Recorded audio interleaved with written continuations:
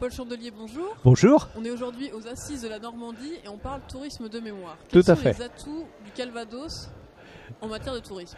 Alors, les atouts du Calvados, bon, c'est d'avoir une richesse assez fabuleuse en sites d'intérêt touristique fort et en filière touristique énorme. Bon, le tourisme de mémoire en est une, bien sûr, mais aussi le médiéval, mais aussi les produits, mais aussi, enfin, vous voyez, beaucoup de filières extrêmement pointues. Le tourisme de mémoire, effectivement, s'appuie sur le débarquement, d'une part, avec tous les sites qui sont encore visibles et qui sont bien reconnus et qui seront demain, j'espère, reconnus par l'UNESCO. Mais ça, c'est une chose. Mais c'est aussi tout le département du Calvados.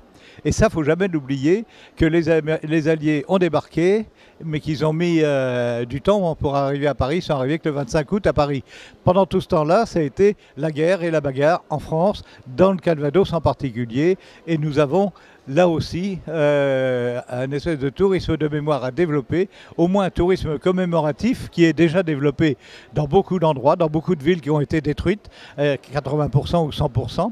Et ça, c'est quelque chose qu'il ne faut jamais oublier, parce que dans l'aspect touristique, bon d'accord, c'est pour on prend des vacances, mais on apprend toujours quelque chose. Et nous, ce qu'on veut dans le Calvados et en Normandie, c'est que les touristes qui viennent ici soient des touristes qui en gardent un grand souvenir. Alors ça peut être un souvenir ludique, sportif, mais ça doit être aussi un souvenir mémoriel, un souvenir j'ai vu, j'ai compris pourquoi, j'ai compris comment. Et notamment, la première cible pour nous, c'est notre jeunesse de Normandie, du Calvados, parce que très vite on peut oublier. Très vite, les parents, si eux-mêmes ne sont pas des porteurs de mémoire, eh bien les enfants n'ont plus cette mémoire-là. Et là, on oublie tout. Or, pour nous, c'est pas forcément les sites, la bataille et tout ça, mais c'est la mémoire de cette liberté qu'on a retrouvée. La Normandie, c'est une terre de liberté. C'est la première terre de liberté connue au monde, parce qu'effectivement, c'est là que se sont passées des choses qu'on espérait voir plus souvent dans le monde.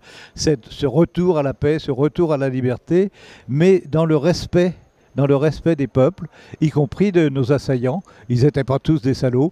Et donc c'est un peu cette culture-là qu'on veut, et le mémorial en est le plus bel exemple, c'est développer cette fraternité qui est indispensable.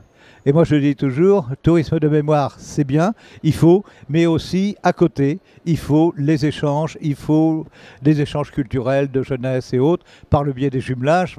Pourquoi on est le premier département en nombre de jumelages en France ? C'est le département du Calvados, et notamment avec les Allemands. Or, c'est à cause des Allemands qu'on a subi tout ça, et pourtant, on a la volonté justement de retrouver cette liberté et ces échanges avec eux.